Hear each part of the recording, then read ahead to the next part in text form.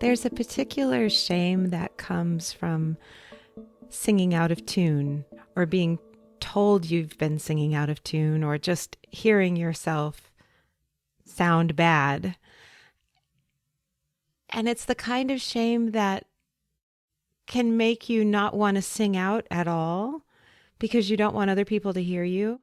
And it can prevent you from joining a chorus, auditioning for something, or probably even more importantly, getting help.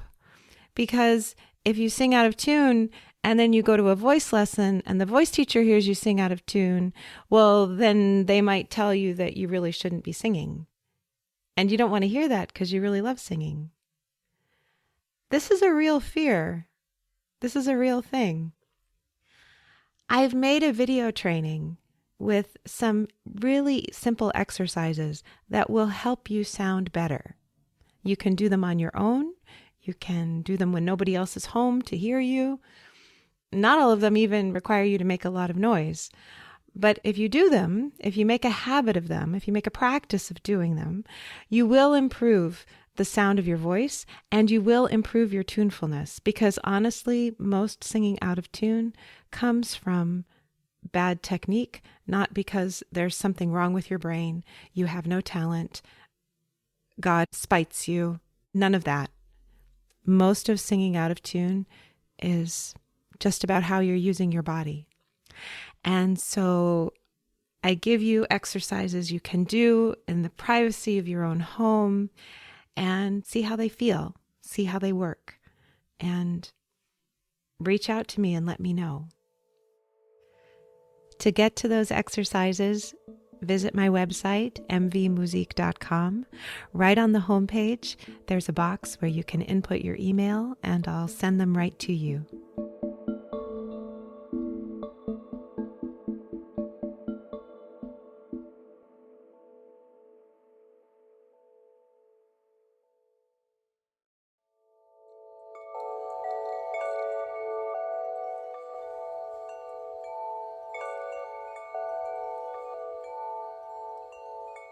Your voice is unique to you. It grows as you grow. It changes as you change. If you're curious about the relationship between your voice and your body, your heart and your mind, welcome. My name is Michèle Voillequé, and I can't wait to hear you. I want to talk today about your voice and aging. And I notice right off the bat that my voice, to me anyway, sounds deeper than normal. I haven't been awake for very long, and so this is partly my morning voice. It's also partly I had a lot of salt yesterday, and I can feel that I'm retaining water.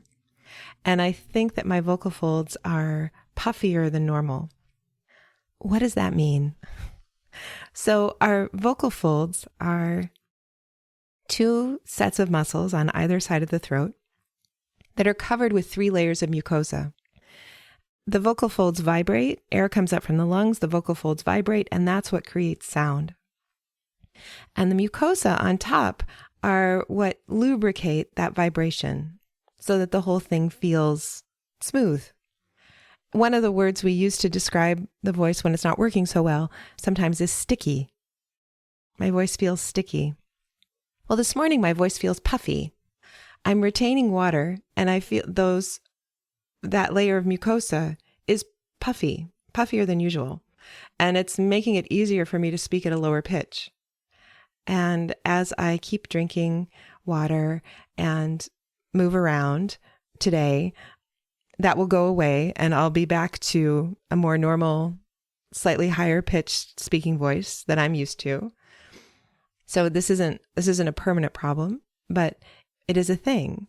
And I'm recording this today in this slightly stranger voice to illustrate for you how there can be a difference in how you sound just from one day to another.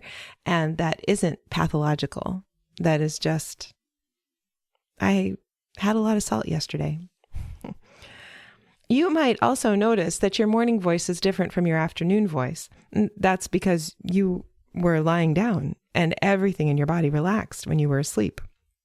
So it's less about your voice being puffy as just your everything being relaxed. And as the vocal folds tone up during the day, they acquire some tension, some healthy tension, and you sound like your typical self. So when we're talking about the voice and aging, we're not talking about so much a sudden change that where you wake up one morning and everything's different. For the most part, we're talking about gradual changes over time. And if you're on the younger end, you can do yourself a favor by starting to notice now how your voice changes from day to day and start to get comfortable with that idea that your voice does change from day to day. That kind attention that you can pay to yourself, and together with maybe some scientific experiments on yourself, will help you navigate your voice as it ages. Of course, there are catastrophic things that can happen. That's not what I'm going to talk about today. I'm going to talk about the general gradual changes that we can expect. In preparation for this episode, I sought out a resource called the Mature Singer's Guidebook, and I'll put a link in the show notes. It's quite good. You don't need to feel like you're mature or even a singer, I think, to benefit from it. But what's meant by a mature singer is somebody who's at least in their 40s, although the author of the book, I believe, is in their 60s. So anywhere from mid-30s on up to 90s, I think it's a useful book to read. You also don't need to be a singer to benefit from it. The book is full of excellent exercises that, though, if you're not a singer, they might not make a lot of sense. For anybody, singer or not, I would suggest if you're wanting to work on age-related changes in your voice, that you do that with another person, that you find a teacher who can help you with that. Because while the exercises are really good, there just is no substitute for having another human, informed, educated human, accompany you through these changes. To have someone who can not only show you exercises and help you learn how to do them, but also provide you feedback about how you sound and how you're doing. Because it's very easy to get wrapped up in our heads about how everything's terrible and this just doesn't work and I don't sound the way I want to sound. And as soon as you start thinking you don't sound the way you want to sound, you stop using your instrument well and remove the possibility of sounding better, because the body, how we sound is also a function of how we're using the breath, the posture we're holding. And if you can imagine, the posture that comes with, I don't sound the way I want to sound, is rolling in your shoulders, shrinking, making yourself smaller, right? It's hard to make a good sound when that's your dominant thought. So it's really good to have somebody else who has a bit of authority and can help you hear yourself differently and understand what constitutes progress. Because this isn't a black and white endeavor. Just as I said earlier, it's not like you wake up one day and everything's broken. We're talking about shades of gray. We're talking about managing shades of gray. And it's good to have a companion when you're in that kind of a project. Okay, so what's true about the voice and aging? We started with the vocal folds, my puffy vocal folds. Let's just stay there for a minute. They are affected also by hormones. Testosterone makes them thicker, and estrogen helps with flexibility. So to the extent that the balance of those two hormones changes in our body throughout our life, our voice is going to change too. This is really noticeable in teenage boys when their voice deepens, and it's really noticeable in menopausal women when our voice deepens. And if you're singing while pregnant, it's a roller coaster how your voice behaves on any given day. because of the hormones and also because of the growing baby limiting the space available for breathing. There are hormone therapies that change the voice or can modify the effects of natural age-related changes in the hormone levels in the body. I am not an endocrinologist. I don't play one on TV, but that's who you'd want to talk to, a speech pathologist, ear, nose, and throat doctor, an endocrinologist, if you think that hormone replacement therapy is something that you want to try because you're concerned about changes in your voice. That is a thing. Your vocal folds are also affected by acid reflux, which is a common problem in middle age and later life. You can address acid reflux with medication, with diet, exercise. Acid reflux does affect the quality of your voice. It is something, if you are concerned about the quality of your voice, that you're going to want to get under control. And again, I'm not a doctor, but that is also something to look at. And your vocal folds are affected by how you use your voice. And one thing I notice in a lot of my older students is a propensity to clear their throat a lot. There seems to be more phlegm the older we get. And that chronic throat clearing is not really great for your voice. And the reason you're clearing your throat is something to look at. So for lots of people, it's not all the time. It's just seasonal allergies. They have a lot of phlegm. They feel like they've got gunk stuck in their throat, and so they clear their throat. Other people feel like they have something stuck in their throat all the time. And that's when it's good to look at how well hydrated you are and what medications are you taking that might be dehydrating you. And that's a conversation, again, to have with your doctor, your pharmacist, to figure out how you can loosen this chronic phlegm that you may be having so that you can clear your throat less and your voice will sound better, smoother, less sticky. It's time well spent. There's one more thing as you age with the vocal folds. We lose muscle mass as we age. There have been lots of articles lately about that and how strength training is something that older people should do to maintain their muscle mass. It's also true of the vocal folds. They do lose mass. And so like the rest of your body, your voice is kind of a use it or lose it proposition. You do need to exercise those muscles in order for them to maintain their tone. And the book, the Mature Singer's Guidebook, has some really good exercises in it that may or may not make a lot of sense depending on how much singing you've done in your life and how much you've thought about the singing that you've done in your life. So just know that's another thing to remember, that your voice is a muscle, and your voice is a muscle that you need to use. Already, I've given you a long list of kinds of people you can talk to about your voice. And I guess the takeaway I want you to have is that this is not something we do alone. We need feedback from other people. We need information from other people. So if your voice is bothering you, you need to share that concern with informed others to find a solution, because there is a solution. That's my assertion. I don't think you get to sit on the couch and not speak or sing anymore. I don't think that's useful for anybody. Broadening out from the vocal folds, they're in your body, and the rest of your body is really important for how they work. So your lung capacity, your cardiovascular health, your posture, how much jaw tension you have, how often do you stretch the inside of your mouth? All of these things affect your vocal quality.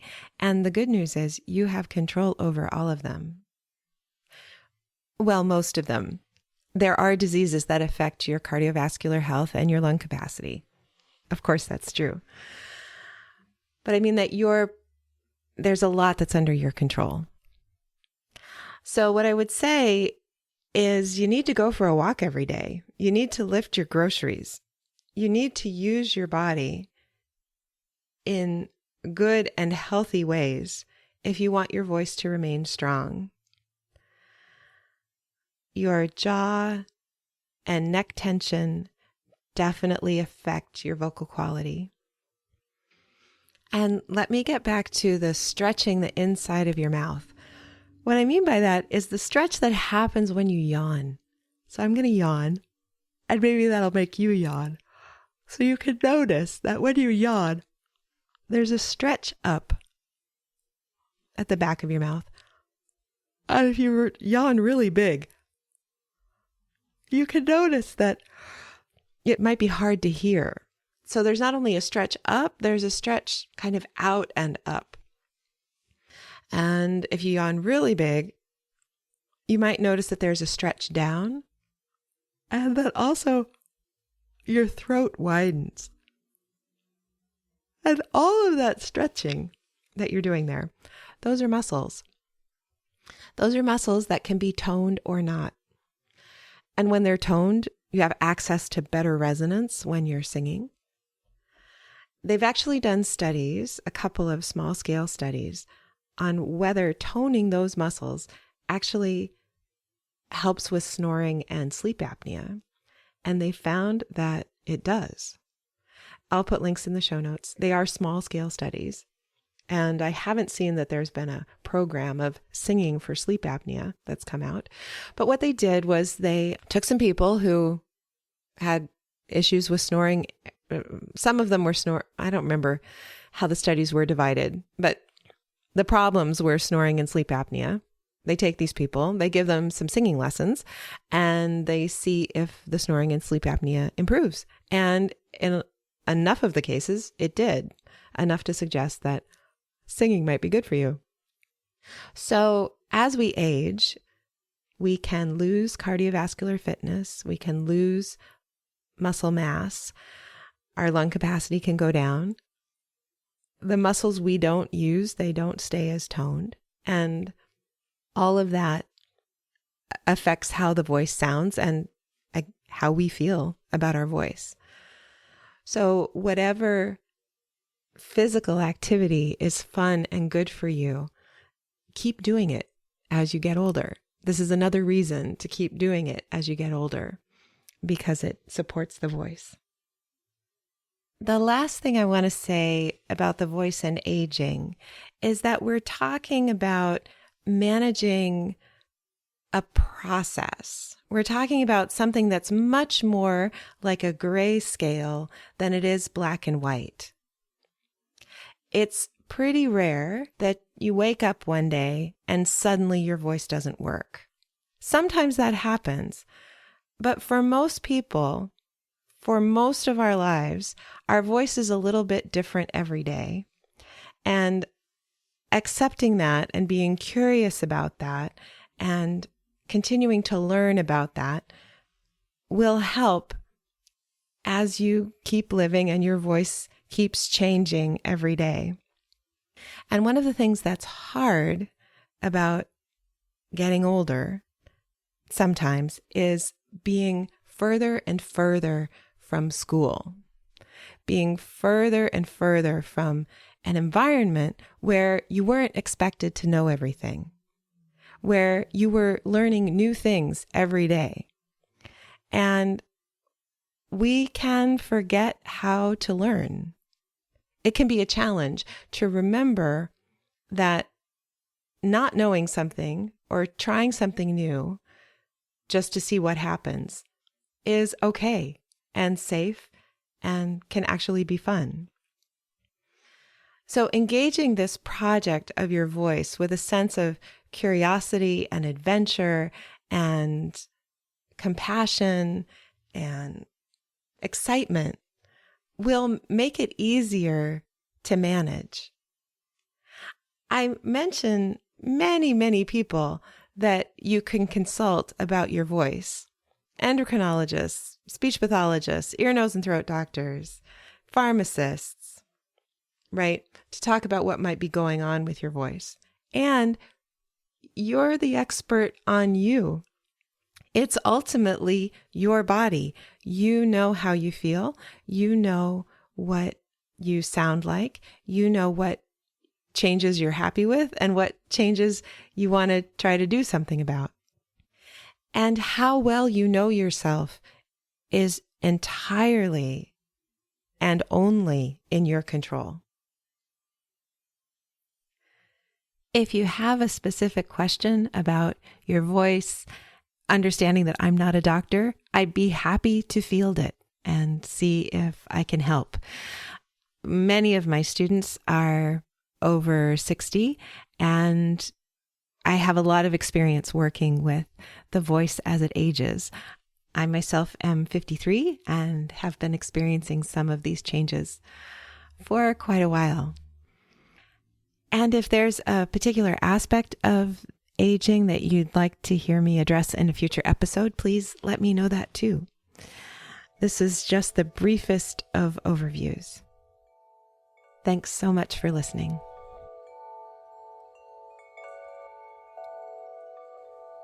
If you enjoyed today's episode, please rate and review on Apple Podcasts or wherever you listen. Every positive review helps new people find the show. Subscribing ensures you'll learn about new episodes as soon as they come out.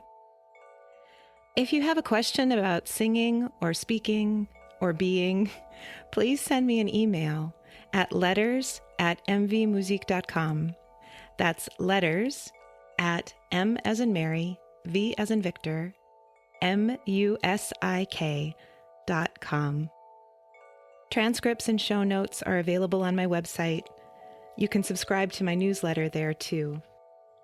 Can't Wait to Hear You is produced in conjunction with Particulate Media. I'm your host, Michèle Voillequé. I can't wait to hear you.